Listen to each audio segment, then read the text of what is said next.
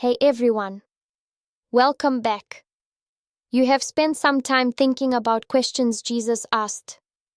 You also thought about the questions you could ask as well. How did you find that task? What questions did you ask about your rock? Did you find it easy? How much would you have learned about the rock if you were able to discover the answers? Questions are key to helping us learn. We discover through questions and think about things in different ways. Imagine you were in the temple in Jerusalem when Jesus was 12. His mother and father were rushing around the city trying to find Jesus, but he was found in the temple surrounded by the religious leaders. They were astonished at Jesus' understanding and amazed by his questions. The questions Jesus asked revealed his depth of understanding, which was well beyond his years. Often the religious leaders came out to see Jesus. Sometimes they were genuinely looking for answers to their questions, such as Nicodemus. Other times they were trying to trap him as they created questions they thought Jesus couldn't answer, or that might cause him to say something that broke either Jewish or Roman law. Jesus responded to many of these questions, but not always with the answer you might expect. When the woman was caught in adultery in John chapter 8, the people gathered to stone her.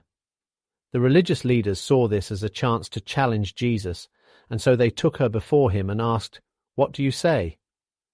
In this situation, Jesus didn't answer the question directly, but simply said, "Let him who has no sin throw the first stone." Another time, Jesus was asked if it was right to pay taxes to Caesar, the Roman occupier of Israel during that period. Jesus' response was probably very surprising. He asked, "Whose face is on that coin?" They responded, "Caesar's." Jesus used their answer as a teaching point. Give to Caesar what is Caesar's, and God what is God's. Jesus changed a potential accusation of rebellion against the Roman Empire into a revelation of people's motives and caused them to think about the response of their hearts. One day on the Sabbath, Jesus healed a man who had been lame from birth. The leaders asked Jesus, "Is it lawful to heal on the Sabbath?" Jesus again responded with a question that cut through the heart of the situation. "If any of you has a sheep, and it falls into a pit on the Sabbath, will you not take hold of it and lift it out?" This question revealed the hypocrisy of those who asked him the question, as he knew that they were often flexible about their interpretation of the law. Their aim here was to trip Jesus up, but instead the people were left examining their own hearts. Jesus was very wise in the way he used questions, and they were a significant teaching tool that he used throughout his ministry on earth. His questions caused the listener to think about the logic of their thinking and question if they were thinking in the right way. He helped them see when their thinking was not really making sense. Jesus used questions to highlight the beliefs and values behind their actions. He helped them to think about their motives. Jesus' questions were also implicational, as he helped his listeners to think about the implications of their ideas into the future. He used questions to help people to not only be hearers, but doers also. The truth is, different kinds of questions lead to different levels of learning, so let us explore this a bit more together. Jen is going to help introduce us to something called Bloom's Taxonomy. Benjamin Bloom was a renowned American educational psychologist best known for his groundbreaking work in creating Bloom's Taxonomy, a hierarchical framework for categorizing educational objectives. Born on February 21, 1913, in Lansford, Pennsylvania, Bloom's passion for understanding how people learn led him to pursue a career dedicated to improving education. As a professor at the University of Chicago, he collaborated with leading educators and psychologists to revolutionize teaching strategies. His work emphasized the importance of structuring lessons to develop higher-order thinking skills, enabling learners to progress from basic knowledge to complex problem-solving and creativity. Bloom's influence extends far beyond the classroom. His taxonomy, introduced in 1956, became a universal tool for educators to design curriculums, formulate assessments, and inspire learners at all levels. It serves as a guide to foster critical thinking, comprehension, and application, shaping modern education systems worldwide. Beyond the taxonomy, Bloom also contributed to research on mastery learning and the development of talent. His legacy continues to impact educators and learners alike, emphasizing that education is not just about acquiring knowledge but empowering individuals to reach their full potential. Bloom's taxonomy is a little like a staircase of levels as we go from simplistic knowledge-focused learning to high-level critical thinking. However, it is not normally presented as a staircase. Instead, it is traditionally presented as a pyramid. The Bloom's taxonomy takes us from concrete learning of facts and basic concepts to abstract thinking where we can analyze, evaluate, and even create something new and original. As good educators, we are not satisfied to have our students simply learning some facts and writing them down on an exam paper. This is not how God has designed us to learn. We need facts, and to be able to have basic recall, as it is the foundation of our learning. We then need to grow to understand the relevance of these facts and concepts so we are capable of explaining to others. When we can do this, we can then start to apply what we have learned by using the information in new situations that are similar to our past experiences.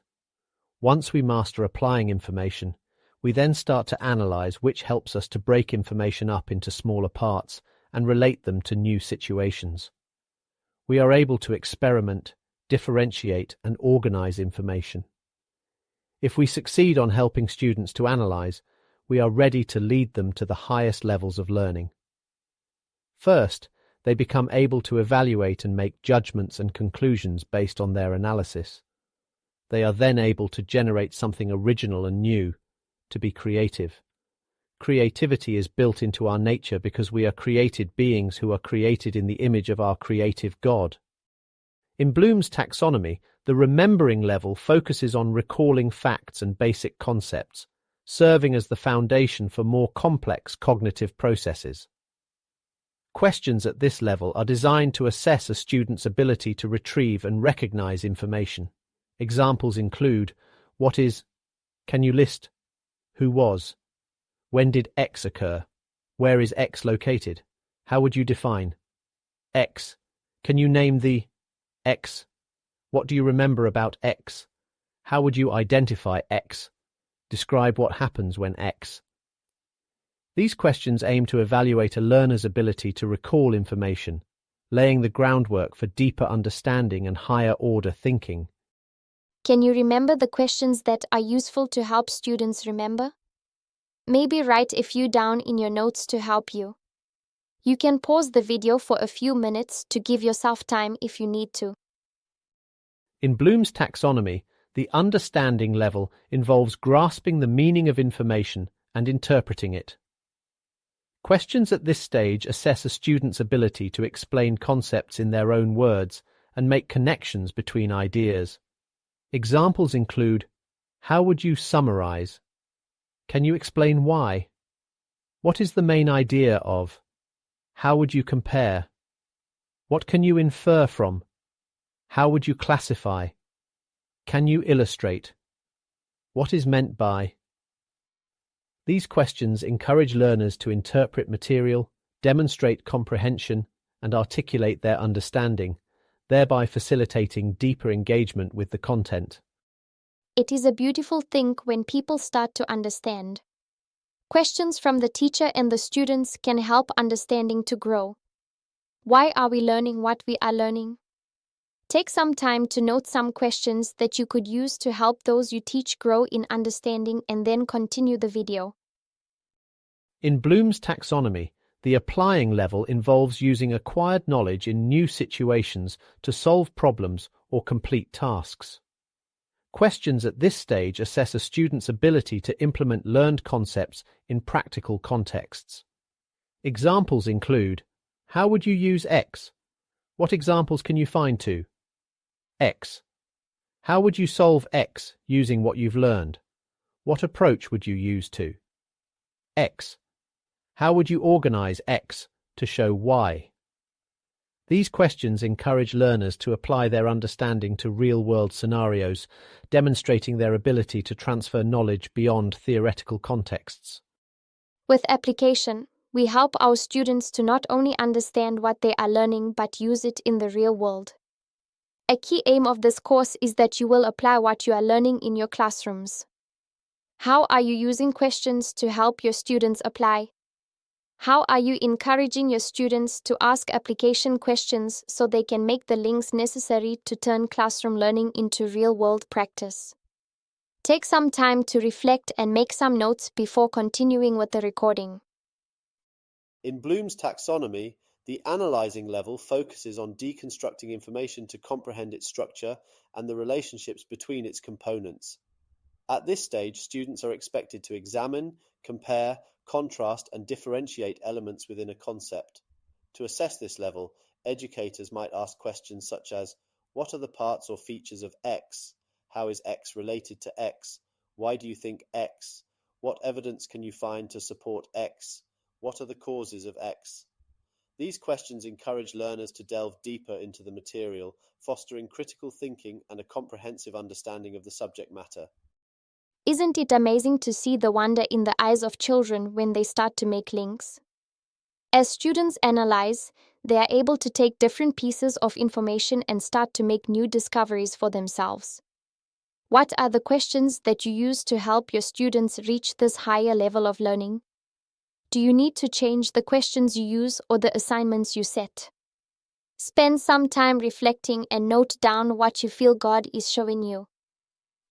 In Bloom's taxonomy, the evaluating level involves making judgments based on criteria and standards. At this stage, learners assess the value or effectiveness of information, arguments, or methods. To evaluate this level, educators might ask questions such as, do you agree with X? What is your opinion of X? How would you prioritize X? What criteria would you use to assess X? What would you recommend X? These questions encourage students to critically appraise information, form reasoned opinions, and justify their conclusions, thereby enhancing their evaluative skills. When we are able to evaluate, our learning becomes really useful. We are able to discard information that is irrelevant and benefit from learning from many different sources. Teachers who evaluate can be very effective in the classroom. What kind of questions should a teacher use to encourage evaluation? Do the questions that you use in lessons do this? Spend some time reflecting, make some notes, and then continue. The highest level of Bloom's is the hardest to help learners achieve, but those who are able to engage with their learning creatively will be very effective adults. In Bloom's taxonomy, the creating level represents the pinnacle of cognitive skills, where learners synthesize information to generate new ideas, products, or perspectives. This stage emphasizes innovation and originality, requiring students to combine elements in novel ways. Educators can assess this level by posing questions such as, can you design a X to Y? What would happen if X? How would you improve X? Can you propose an alternative X? How would you adapt X to create a different Y? These prompts encourage learners to apply their knowledge creatively, fostering the development of original solutions and ideas. Creation is something God has designed us to do. We are created beings made in His image. How are you helping your students to be creative? Spend a few moments and note down what you think God might be stirring in your heart and mind. The video you are watching is an application of Bloom's taxonomy. We know information we want to teach you, we have activities to help you understand, and we encourage you to apply this during the course and in your classroom. We noticed the first few Zoom calls were not being very effective, as a lot of learning was being lost due to technical issues, and so we analysed the course so far. We evaluated what was going well as the issues we had experienced.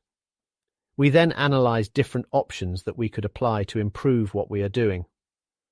Our evaluation of the analysis led us to recognize that there are tools that could help us be more effective and use time in a better way by using a flipped classroom model and engaging the use of digital tools.